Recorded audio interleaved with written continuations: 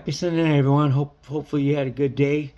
My Broncos won, so that was good for me here.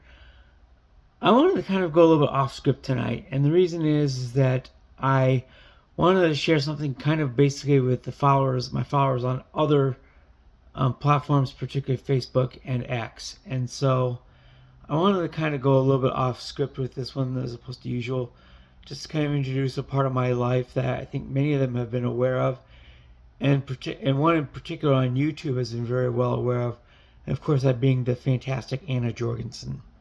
And she knows exactly what I'm talking about with this particular subject because I've been all over her comments with this repeatedly over the past couple of months or so. And so I'm just going to go right now. What if I told you that my standards for a future woman are so high that only about 2% of women in the United States have a chance of, have a realistic chance of meeting it?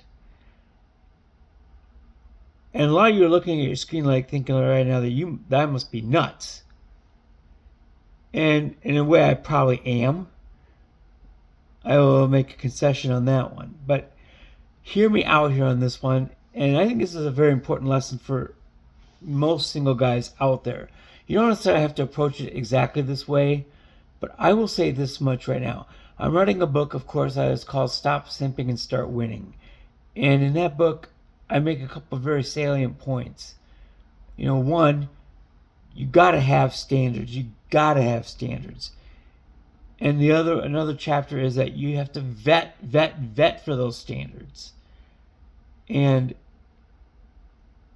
so my standards are like this. First of all, she must be a follower of Jesus Christ and a member of the Christian faith. And you're like, okay, that's fair enough. The other one though is that she also has to have overcome adversity on my level, or it's not going to be the exact same story, but somewhere close to my level. And you're thinking, why? Why would you insist on this?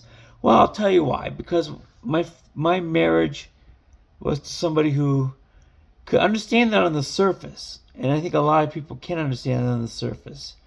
Most people can, they can understand facts, as they're presented.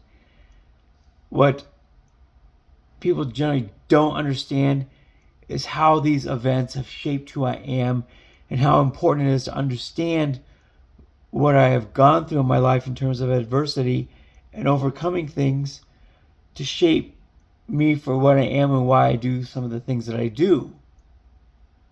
And, if you're talking about somebody who I'm going to be sharing my life with, I think that's critical. Anna happens to agree. This is something that is very, very important to understand why I do certain things the way I do, the way I act, and even the way I defend myself in certain scenarios. This woman is not going to be the damsel in distress. In fact, she's going to be the absolute opposite. She's going to have bailed herself out so many times that she has lost count. And she's going to understand, and vice versa. I'm going to understand where she has come from. I'm going to understand her path. She's going to understand mine. It's very, very, very critical to me. And like, oh yeah, but what if she's not hot? Being hot in this case is a bonus. If you take a look at me, you think, I've said this before on this channel. I am a 6 if I'm being generous. 5 if I'm being realistic. Do I think I'm a bottom 10% or 20% or no? But I'm pretty much in the middle of the road when it comes to looks and appearance. And so if she is above average on that, if she's in a 7, 8, or 9, that's going to be a bonus. It's not going to be what is going to cause me to commit. And sharing our same faith in our respective Lord and Savior Jesus Christ is also a core value that I'm going to hold to. It would be one of the hills I would die on. Of course, the other being, the adversity, resilience, and toughness.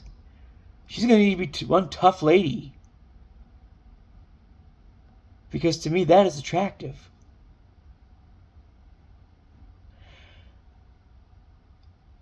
Unfortunately, in my case, there's only one woman that I know of who even comes closer, even would have a chance of meeting that particular standard. And in this case, she's family. So that's out of the question. But at least if I'm looking for a template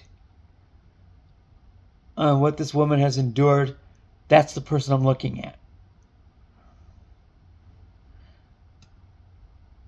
And as such, yeah, I'm looking for, you're going to say I'm looking for a unicorn? I kind of am. But Anna has always said before that compatibility means more than chemistry. And I happen to agree with her 9,000% on this one. Compatibility and being able to combine and have shared values, shared experiences, to the point where we can understand each other and just know what the other's going to do before it even happens. Why we are that way. Because we're going to be tough people. And you know what happens when you combine two tough people? It becomes a very tough couple to beat. She is basically what I'm looking for in that regard. And to that extent, I will stick with this no matter how long it takes. I'm 53 years old. If it never happens, I'm actually quite okay with that. I do have a 20-year-old daughter, although things are right now pretty tough between us. And I have a very busy and very, invigorating life around me. And no relationship is going to change that. Anna has said before that having a life outside of a relationship is actually very attractive. I'm part of my men's group at church. I have my volunteering efforts there as well. I'll be firing back up into bowling again in January. I found a half-season league I'm going to be a part of now. And of course, my workouts and my gym membership. I'm a member at a local Snap Fitness.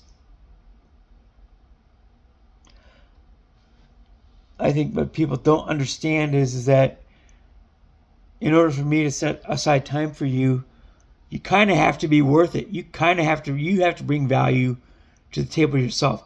And this isn't just as far as women is concerned. This is basically anybody in particular.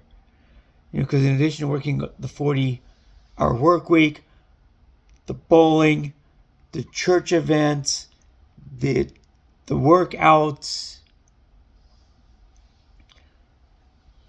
you have to be worth it in order for me to even spend time with you at all. Let alone a woman who would be looking to get into a relationship. But that's my value proposition. That's another chapter of this book. In addition, I'm also writing that book, by the way, which takes up a lot of my time on weekends. And so,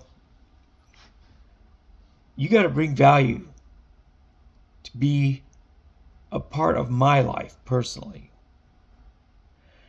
Do you have to bring a whole truckload of money? No. Do you have to rain dollars on me? No, you don't. But there has to be some sort of value.